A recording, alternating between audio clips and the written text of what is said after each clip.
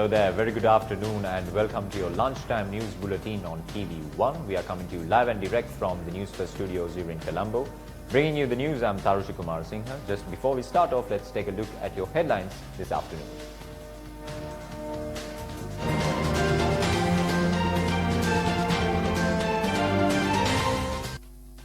President says Sri Lanka Army is globally respected and honoured. Court of Appeal decides to consider petition filed seeking a determination to claim the present Prime Minister and Cabinet of Ministers do not have a legal right to hold positions. Estate workers stage protests demanding for wages to increase. Mexico to deport group of migrants which stormed US border.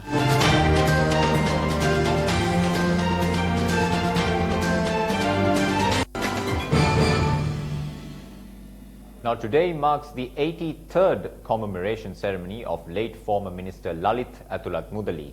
Floral tribute was laid at his statue in Royal College, Colombo today. The event was organized by the Lalit Athulatmudali Foundation. UNP parliamentarians and relatives of late Lalit Athulatmudali were present at the occasion.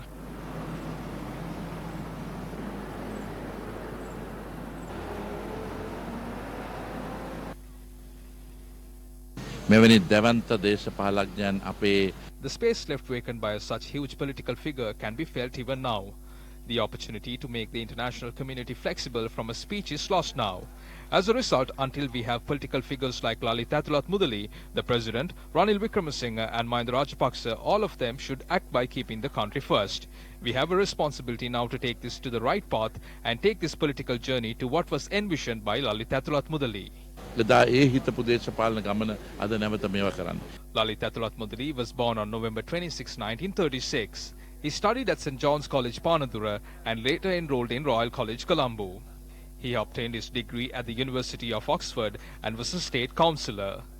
Lalit Athulatmudali receives great praise from Sri Lankan public as he was the founder and pioneer of Mahapala Scholarship.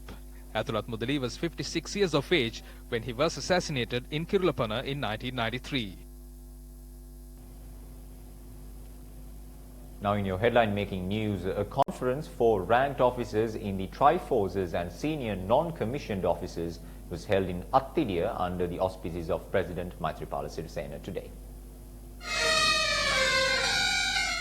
The conference was also attended by army commanders and several senior officers.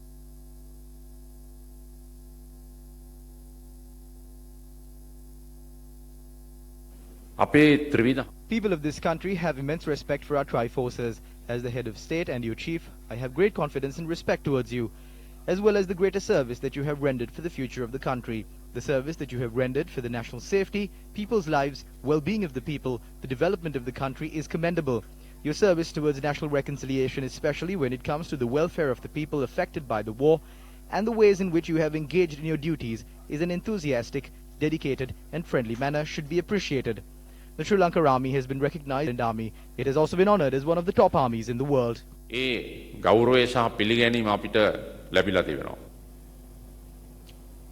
Now the case filed against Wimal Weerawansa taken up by the Colombo High Court was postponed to January 14th today.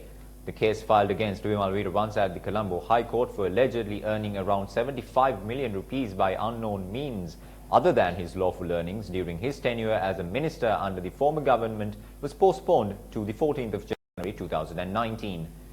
The case was filed against Weerawansa by the Bribery Commission and he appeared in court today when the case was taken up by the Colombo High Court Judge Pradeep Hettiarachchi.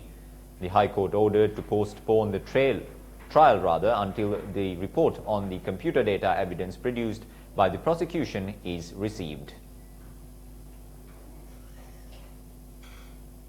Now the petition filed at the Court of Appeal seeking a determination to claim the present Prime Minister and Cabinet of Ministers do not have a legal right to hold such positions would be taken up for consideration on the 30th of November and the 3rd of December. The petition is filed by the leader of the UNP Ranil Wickremesinghe and 122 MPs. 49 people have been named as respondents including Prime Minister Mahinda Rajapaksa and the Cabinet of Ministers. Today the petition was taken up before the bench comprising of President of Court of Appeal P. Padman Surasena and Arjuna Ubesekara. Now, the Sri Lankan rupee depreciated even further to a new record low of 181 rupees and 54 cents against the US dollar today. In more local news now, 3 people were arrested at the Bandar Naik International Airport for the alleged attempt to smuggle 2.5 million rupees worth cigarettes to the country. Customs media spokesperson Sunil Jayaratne said the arrested suspects have arrived from Sharjah and residents of Maligawata and Tisamaharama. He further noted that the frequency of bringing down cigarettes has increased in the recent past. 3 shops in Main Street, Panadura were destroyed after a fire broke out.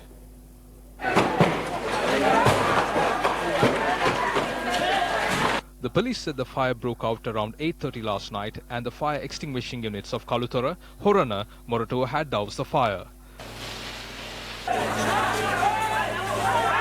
Police further said no casualties were reported so far and the loss due to the fire is yet to be ascertained. The cause of the fire has not been revealed yet. The case filed against former Economic Development Minister Basil Rajapaksa and 3 others for allegedly using 2.99 billion rupees in funds from the Divinaguma Development Department for the distribution of roofing sheets among beneficiaries during the run-up to the 2015 presidential election was postponed to the 15th of March next year. The order was made by Colombo High Court Judge Ratnapriya Gurusinghe. The Attorney General has sought for the postponement as Deputy Solicitor General Thusit Mudalige, who leads the prosecution, is appearing for other cases at the Permanent High Court trial at bar. The defendants are Basil Rajapaksa, Kitsiri Ranawaka, Bandura Tilakasiri and Dr. Nihal Jayatilaka. Now, the residents of the North Kumbukandura and West Kumbukandura villages are severely inconvenienced due to the dilapidated state of the bridge that links the 2 villages. According to our correspondent, the bridge that runs via the Mahavali River that links the Digana Kumbukandura North and Kumbukandura West has been in a dilapidated state for nearly 5 years. The bridge was built in 1999 and approximately 500 people use the bridge on a daily basis. This is how the bridge is reinforced and held up by ropes. The residents urged the authorities to reconstruct the bridge. Now, estate workers in Matale, Nuarelia and Kandy are staging a token protest. According to our correspondent, the protest is staged requesting to increase their wages to 1,000 rupees.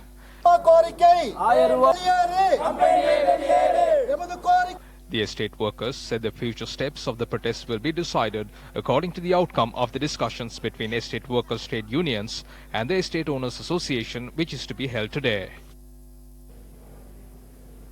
Now, the doctors and all health officials in Uva province have commenced a strike action requesting for a solution to the overtime issue that they have been facing. President of the Nursing, Supplementary and Interim United Front of Uva Province, A. Ratnayaka, said the strike action is in effect at all the hospitals in the Uva Province. The secretary at the Deatalavar branch of the Government Medical Officers Association, HMMC Bandaro, said the authorities have failed to provide a solution to their overtime request.